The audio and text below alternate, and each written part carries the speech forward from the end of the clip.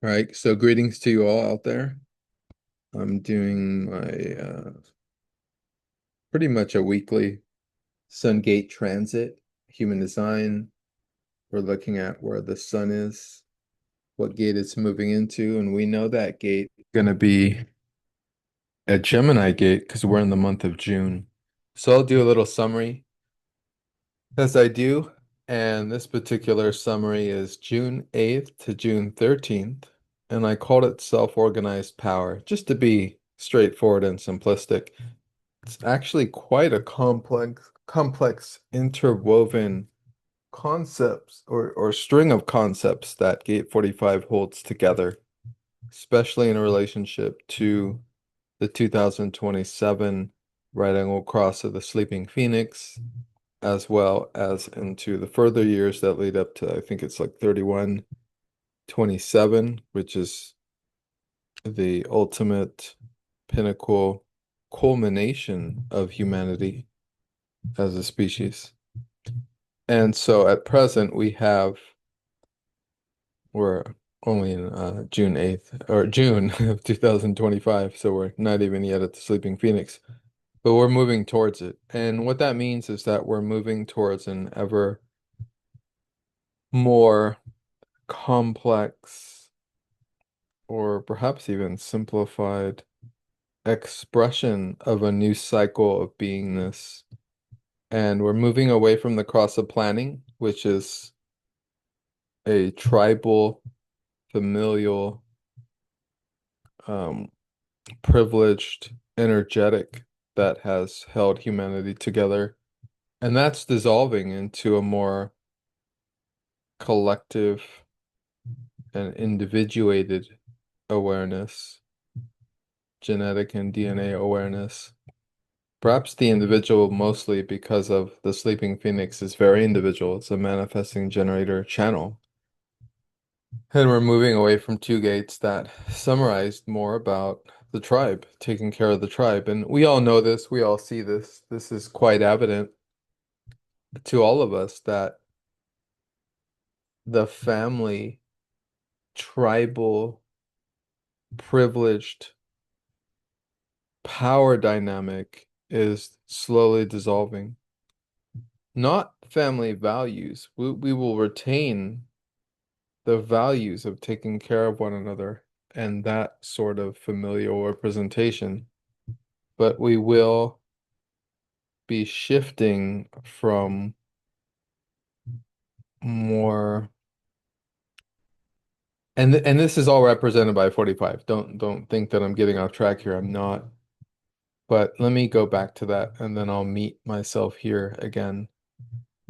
So gate 45, as you could see, if you look here at this image, we see it coming off of the throat center on the right-hand side, gate 45, and the circle is highlighted because that particular gate is activated.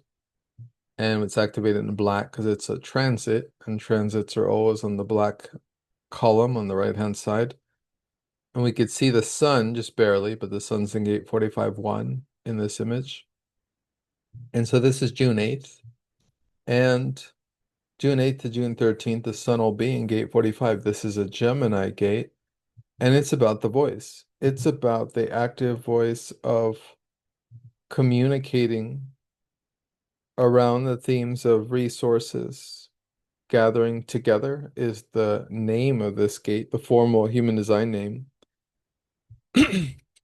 In general, what this particular gate and channel is about is allocating resources for the tribe, for the collective.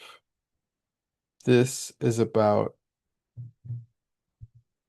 the tribe and how we take care of the tribe and where power lies, where true power lies. And in this sense, this is a gate that has the responsibility of leadership. This is the individual on their throne, the queen or the king on their throne, making sure that the tribe is taken care of, making sure that the resources of food are allocated correctly for all. And it's about also holding, staying together, as is the name, gathering together for in order to increase chances of survival in some kind of agrarian lifestyle as we adopted at some point, ultimately based on control of land and territory and property. And so it's about land and property as well. And we can see that these days this is changing. There's a lot of propaganda out there about farmland, and there's a lot of reality about farmland happening right now as we speak. That's quite terrifying. Farms being destroyed and uh, correct allocations of food resources seeming to be really limited and constrained. And this is symptomatic of the ultimate downfall of some of these structures that humanity has put into place. Now, this is a structure based on hierarchy. It's based on particular families or groups being in control and having world control over how food resources are allocated, how resources in general are allocated. And so what we have is we have this expression that we've always experienced, this kind of outmoded expression of hierarchy, slowly unraveling and coming undone. And so, in order for a new system to replace our DNA, our genetics, our ability to work with one another has to have developed as well. And so, what I mean by self-organized power is I'm talking about terms like terms like heterarchy or synarchy. I'm talking about new paradigms of how humans organize leadership and how humans organize, how they self-organize. And this is all possible in a higher level of expression. And this is such a higher level of expression where it's just not with one king or queen that holds all the responsibility of decision making and, making sure that everything is distributed equitably. And this is a presentation of a newer level of awareness that humans are slowly reaching, and it will be based on no longer on hierarchy, but some form of heterarchy, some form of self-organized collectives where humans are able to evenly distribute responsibility and decision making throughout, the particular fold or system of hierarchy. And this will evolve even to more well-developed expressions of communion, of leadership, and leadership in a way that again is not based on one tyrant controlling many. No, we've had leaders who have, well, I mean, at least leaders in the sense of being facades. I don't know that we've actually had leaders who were able to, well, actually we have had leaders in countries who, for example, wanted to create their own currency or not be indebted to the IMF or, create their own system. And those leaders, unsurprisingly, disappeared rather quickly. Evidence that, and I'm not blaming any particular people except blaming really our own genetics, our own genes, which are really ultimately still responsible for this kind of power dynamic. This idea that in order to have power, we have to destroy someone else. We have to step over someone else. We're not quite there yet in the realization that power is not about having to destroy or step on someone above you or pull them down so you can replace them, but rather it's about organizing energy efficiently in such a way that the basis for value is not money in itself, but rather the energetic force and light of supporting others, of true support, of true love and authenticity and expression, of each giving to the world what it owes, what they owe. Because ultimately, I always come back to this is that what we do in our lives is ultimately share our talents, share who we are. And that means that that's ultimately what we owe to the world. That's what we give in order to live. We're here to share whatever our skills and talents are, you know, and unfazed by any sort of criticism or judgment about it, but just to present, and present as with as much authenticity and integrity as one can. And of course, we look around and we see that everyone gets criticized, everything gets judged, everything gets kind of assessed, everything gets kind of calibrated. And that's fine, but to do it on a collective basis, as we see with social media and with dominant media, is just such an abhorrent. It's antiquated. It's so passé. It's over already. What do I care? What our, leaders are wanting to sell me, what new story they want to sell me today in order to foster some kind of response from my emotional body. What do I care? I don't mind being informed, but not formed by by this information that just unceasingly has filled up our world. We live in a world of information hoarders where information fills all the spaces. But where's the wisdom, Where's the knowingness? Where's the discernment? Where's the sources when AI is now being acknowledged as something challenging man's awareness, knowingness, abilities, capacities?